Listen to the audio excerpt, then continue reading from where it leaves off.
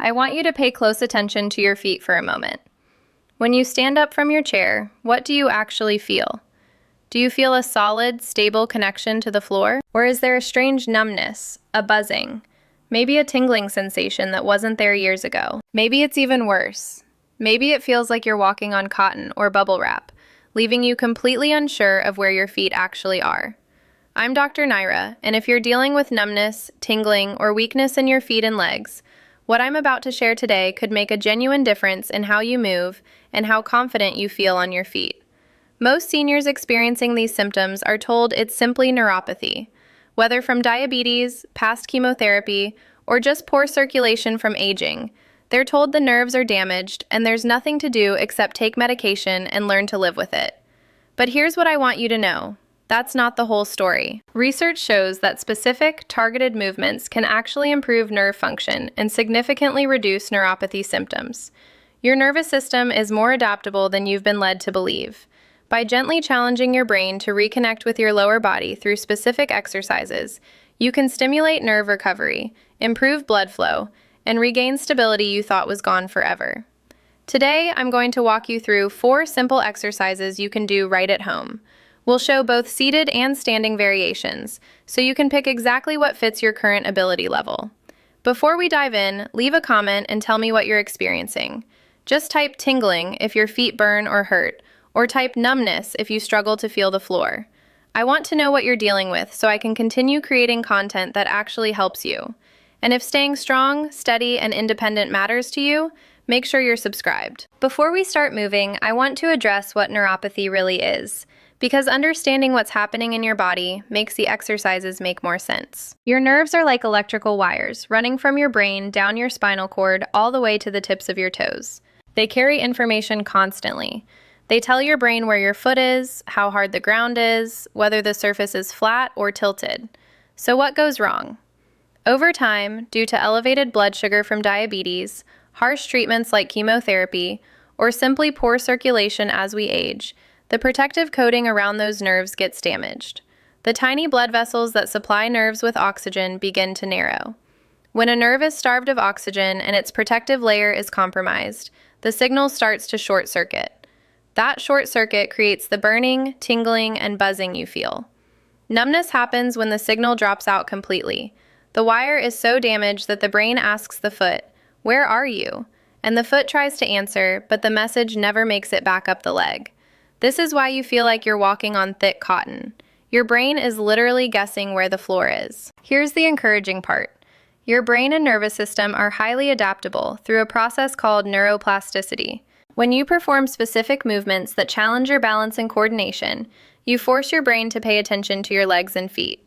You increase blood flow, which brings fresh oxygen to those struggling nerves, and you force your body to recruit new, healthy nerve pathways to bypass the damaged ones. You're basically helping your brain rebuild the road to your feet. But because we're dealing with balance and sensory issues, we need to be careful. If you're doing any of these standing, make sure you have appropriate support. A sturdy chair, a countertop, or stand in the corner of a room so you have walls behind and beside you. Safety always comes first. Exercise number 1, the seated or standing march. We start with a gentle aerobic movement, an alternating march. You can do this seated in a sturdy chair or standing if you feel stable enough. If you're seated, sit up tall with both feet flat on the floor. Now simply march in place. Lift your right knee up toward the ceiling, then lower it. Then lift your left knee. As you do this, pump your arms naturally, just as you would if you were walking down the street. Right knee up, left arm forward. Left knee up, right arm forward. If you're standing with support nearby, do the exact same movement while standing. Why start with an aerobic exercise for a nerve problem? Because nerves desperately need oxygen to recover, and oxygen is delivered through your bloodstream. Even light aerobic activity like this increases your heart rate and opens up the blood vessels in your legs. It flushes waste away from damaged nerves and delivers the nutrients they need. Plus, the alternating motion forces the left and right sides of your brain to coordinate, which stimulates your central nervous system. Start by setting a timer for 30 to 60 seconds. See how many controlled, deliberate marches you can complete. As your stamina improves over the coming weeks, you can work up to 1 or 2 solid minutes. You can easily do this during a commercial break while watching TV or while waiting for the microwave. Take advantage of those small moments to get your blood moving. Exercise number 2, heel-toe raises. The second exercise awakens the specific muscles that control your foot and ankle. We call this the heel-toe raise. Again, you can do this seated or standing, whatever feels safest. Start with both feet planted firmly flat on the floor. First, raise both of your heels up toward the ceiling, keeping the balls of your feet and your toes pressed into the ground. You'll feel your calf muscles contract. Then, lower your heels back to the floor. Immediately rock your weight backward and lift your toes and the front of your feet up off the floor, keeping your heels planted. So you're rocking back and forth, heels up, then toes up. It's a smooth, continuous motion. Heels up flat, toes up flat. When you lift your heels, you're working the calf muscles. When you lift your toes, you're working the muscles on the front of your shin. Why are these specific muscles so important for neuropathy? Because these are your primary stabilizing muscles. When neuropathy sets in, people tend to shuffle their feet because they're afraid of tripping. They stop picking their toes up. This exercise actively restores range of motion in your foot and ankle. It trains your brain to pick those toes up again, which is incredibly important for preventing falls. You might feel a deep burn in your shins when you pull your toes up. That's good. That means the muscle is waking up. Most people have very weak shin muscles from years of walking on flat, predictable surfaces. Aim for 10 to 20 repetitions of this rocking motion. Take your time. Don't rush. Feel the muscles contract with every single lift. Exercise number 3, seated diagonal reaches. Now we move into a movement that trains your core and your brain's ability to coordinate your body. This is the seated diagonal reach. I want everyone to do this one seated first, even if you're normally quite active. It requires focus and coordination. Sit at the edge of your chair. Make sure both feet are planted firmly on the floor. Actively think about pushing your feet down into the ground. Create a physical connection with the floor. This alone sends a signal from your feet up to your brain. Now, clasp your hands together in front of you, or, if that's uncomfortable, just keep your arms parallel and moving together. Bring your clasped hands down toward your left hip. From there, sweep your arms upward on a diagonal path, crossing your body until your hands are up high on your right side. Then, smoothly bring them back down to the left hip. You're sweeping from low left to high right.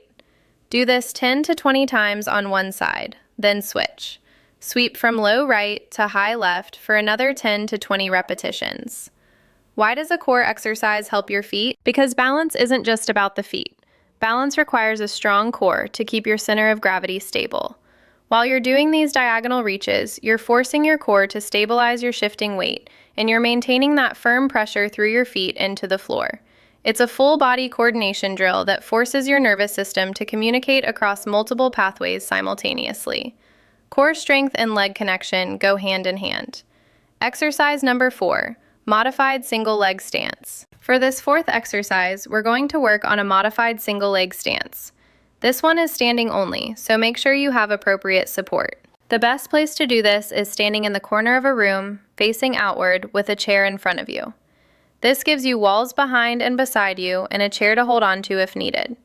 We're going to focus on standing on one leg, but we're not going to lift the other leg completely in the air. That can be too risky for someone with neuropathy. Instead, put all your weight onto your right leg. Then, step your left foot slightly behind you and just let your left toes touch the floor lightly for balance. The back foot is acting like a kickstand. Here's the most important part. Focus on keeping the standing leg relaxed. Don't lock your knee out straight. Keep a slight, soft bend in the knee. When you lock your knee, you're just resting on the joint and bones. When you keep the knee soft, you force the muscles of your thigh, calf, and ankle to actively work to keep you upright. You'll feel your ankle making dozens of tiny adjustments just to keep you stable. That wobble is a good thing. That's your nervous system firing rapidly, figuring out how to balance you. See if you can let go of the chair, or just keep one fingertip on it for security. You should feel your entire leg and your core working to keep your body upright. Set a timer for 30 to 60 seconds. Try to maintain your balance on that one side for the entire time. Then switch and put your weight on the left leg with the right toes touching behind you. If you need to make it easier, plant the back foot completely flat on the floor so one foot is just slightly in front of the other. This widens your base of support and splits your weight between both feet. If you want more challenge, try lifting those back toes completely off the ground so you're doing a true single leg balance. So there you have it, 4 exercises that address blood flow, mobility, coordination, and balance. The seated or standing march to increase circulation and wake up your nervous system. The heel toe raises to strengthen the muscles that control your foot and ankle. The seated diagonal reaches to build core strength and full body coordination. And the modified single leg stance to challenge your balance and force those tiny stabilizing muscles to fire. These movements may feel simple, but research is clear. Doing them consistently can help you regain balance, strength, and coordination while actively reducing symptoms related to neuropathy. How often should you do this routine? Start with 2 or 3 times per week. Your nerves need time to recover after being challenged. The biggest mistake I see is people trying to do too much too soon, or never progressing and getting stuck in the same spot. Start where you are. Use support. Be patient with yourself. Your nervous system is more adaptable than you've been told. Give it the right stimulus and it can rebuild pathways you thought were gone. If this video gave you hope that there are things you can actually do to help your feet feel better and your balance improve, share it with someone else who's dealing with the same frustration. And make sure you're subscribed because I'll keep showing up with practical, honest guidance that helps you stay strong and independent. Leave a comment and tell me which of these 4 exercises you're going to try first. I read every single one. I'm Dr. Naira. Your feet matter, your balance matters, and you have more control than you think. Take care of yourself.